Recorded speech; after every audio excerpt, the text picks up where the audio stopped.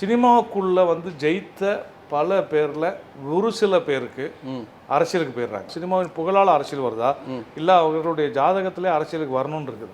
அதாவது சுக்கிரனுடைய வலுவான ஆதிக்கமும் சூரியனுடைய வலுவான ஆதிக்கமும் குருவோடைய வலுவான ஆதிக்கமும் இருக்கிறதுனால அவங்க புகழ், பெரிய வருமானம், வசதியான விலை உயர்ந்த கார்ல போறது, இவ்வளவு இதுவும் இந்த 3 கிரகங்களும் கொடுத்துக்கிட்டே இருக்கும் பொழுது அவங்களுக்குள்ள, அதாவது ஒரு குரு தசைன்னு எடுத்துன்னு வச்சுங்களேன், அந்த குரு தசை 16 வருஷம். இந்த 16 வருஷம் குரு தசைன்னா மட்டும் இல்ல, குரு புத்தி 2 வருஷம் 8 மாசம், குரு புத்திக்கு அடுத்து சனி புத்திக்கு அடுத்து புதன் புத்திக்கு அடுத்து கேது புத்திக்கு அடுத்து சுக்கிர புத்திக்கு அடுத்து சூரிய புத்தி, சந்திர புத்தி, செவ்வாய் புத்தி, அதோட முடிஞ்சிடும், தசை முடிஞ்சிடும். இப்ப 16 தசையும் இந்த 16 வருஷமும் இத்தனை புத்திகளா பிரிக்கப்பட்டிருக்கும். சோ ஒரு மனிதனுக்கு குரு தசை நல்லது செய்யும், நல்ல தசை அப்படின்னு சொன்னா சில பேருக்கு வேலை பார்க்காது. ஏன்னா இந்த புத்தி கொணக்கலா இருக்கும், அங்க தப்பு வந்துடும்.